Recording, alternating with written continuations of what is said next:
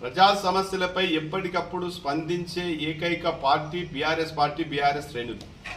మరి గత 4 రోజులుగా మంచినీళ్ళు రావట్లేదమని అయ్యో రామచంద్ర అని ప్రజలందరూ కూడా వివిధ మాధ్యమాల ద్వారా, ఫోన్ కాల్స్ ద్వారా రోడెంబడ పోతుంటే కాలనీలలో ఎదురైనటువంటి చాలా మంది బస్తీవాసులు 2 రోజులు అయిపోయింది, ఇంక 2 రోజులు కూడా నీళ్లు రావట, ఇబ్బంది అవుతుంది అని చెప్పేసి మా దృష్టికి తీసుకొస్తే ప్రజల యొక్క విజ్ఞప్తి మేరకు మరి ఇక్కడ అధికారులు అయితే ఇందాక పెద్దలు జగపతన చెప్పినట్టు మున్సిపల్ పాలకవర్గం అయిపోయిన తర్వాత అధికారులు ఇష్టారాజ్యంగా వ్యవహరిస్తూ పూర్తి స్థాయిలో పర్యవేక్షణ లేదు.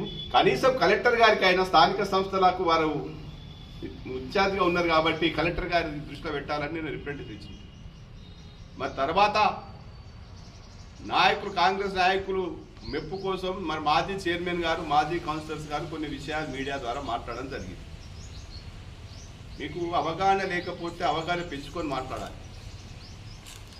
రాజకీయాల కోసం బీఆర్ఎస్ పార్టీ ఎప్పుడు చేయలేదు. కరోనా లాంటి విపత్కర సమయంలో కూడా 24 గంటలు ప్రజలకు అందుబాటులో మంత్రిగా, జిల్లా మంత్రి గారితో మొదలు పెడితే కింది స్థాయి కార్యకర్తల వరకు కూడా ప్రజల కష్ట సుఖాల్లో పాలు పంచుకునే గుణం, ఆ లక్ష్యం బీఆర్ఎస్ పార్టీకి, బీఆర్ఎస్ శ్రేణులకు ఉన్నది.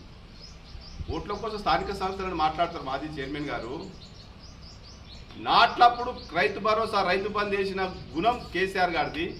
ఓట్లు వస్తున్నాయని రైతు భరోసా 3 దఫాలు ఎగ్గొట్టి రైతు భరోసా వేసినటువంటి పార్టీ మీ రేవంత్ రెడ్డిది, మీది మీ కాంగ్రెస్ పార్టీ.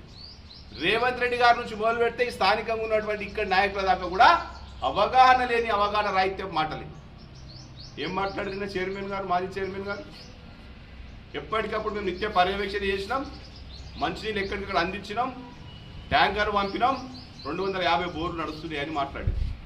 వస్తారా మీరు? రేపు ఉదయం ఇక్కడ ఉన్నటువంటి అందరం కూడా వస్తాం. మెదక్ పట్టణంలో 200కు 10, 20 అటు ఇటుగా మోటార్లు కావాల్సి ఉంటాయి.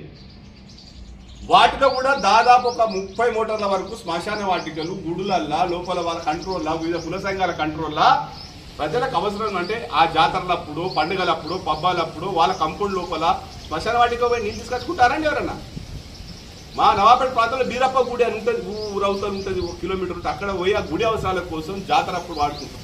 దాన్ని కూడా మీరు మున్సిపల్ లెక్కలలో చూపించి 250 కాదు, ఆ బిట్టు కలిపి కూడా 200 పైచిప్పు మోటార్లు ఎక్కడ కూడా ఉంటాయి. 250 మోటార్లు నిర్విరామంగా నడిచినాయట.